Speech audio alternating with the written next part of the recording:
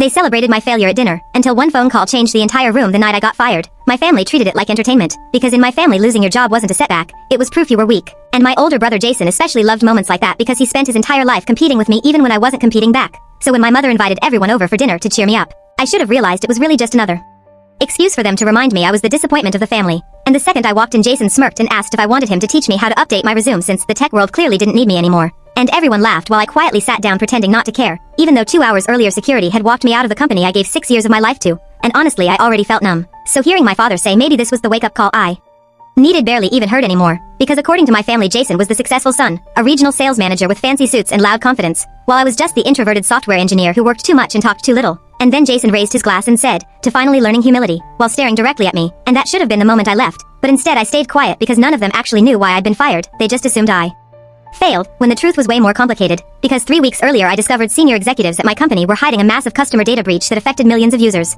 and when I refused to help cover it up, I was suddenly terminated for performance concerns before I could escalate the issue internally. But what those executives didn't realize was I had already backed up every email, meeting log, and security report onto an encrypted drive before they removed my access. And while my family mocked me over dessert, federal investigators were literally reviewing evidence I submitted the night before, though obviously I couldn't tell anyone that yet because lawyers instructed me to stay quiet. So I just sat there listening to Jason joke that maybe now I'd finally understand how the real world works, which was funny considering his own company used the exact software system my team built. And right as he finished talking, my phone rang, and I almost ignored it.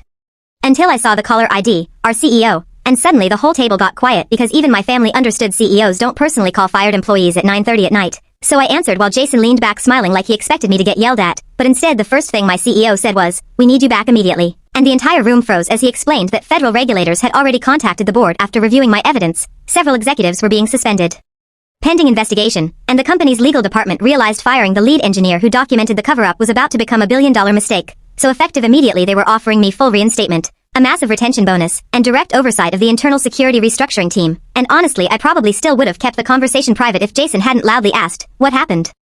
Did they realize nobody else would work for them? Because something about the smugness in his voice after years of constant disrespect finally snapped whatever patience I had left. So instead of answering quietly, I put the call on speaker right as the CEO said, "Frankly, Ethan, if you hadn't documented everything, this company might not survive what's coming." And I swear the silence after that felt unreal, because suddenly the same people who spent the last hour laughing at me